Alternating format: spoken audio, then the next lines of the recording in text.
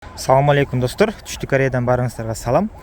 Достор, бүгүн сиздерге Morning автоунаасын тартып көргөзөбүз. Бул Morning автоунаасыны биз өзүбүздүн досубузга алдык. Калыбек деген.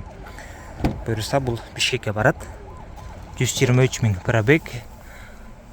Ичи таптаза достор. Өзүңүздөр көргөндөй.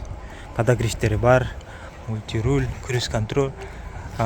Бул жакта монитор жок, бирок задний вид камера бар, бул жактан көрсөтөт. Видео регистраторлар бар достор. Машинабыз 2018 жылкы. Алмашкан краска болгон жерлери жок, машинабыз таза. Эгер сиздерге да ушундай унаалар керек болсо, жазсаңыздар болот. Окей достор. Сонун алда.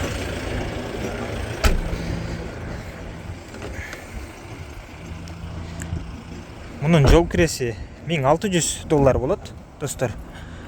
Кыргызстанга баргандан кийин Ростомошка примерно бир $900 тегереги болот. Жылы жаңы болсо $1000 чейин болушу мүмкүн. Ушундай достор. Morning. Азыркы күндө Кыргызстанга көп барып аткан машиналардын бири. Өтө сонун. Таксиге же башка өзүңүздөр айдасаңыздар дагы сонун да. Honda Fit'ке караганда эми ушулар жакшы деп ойлойм. Жылы да жаңы болот, левый руль болот. Ушундай достор. Ушул эле Morningден газ варианты бар. Эгер кааласаңыздар, ушу газдан да салып берсек болот.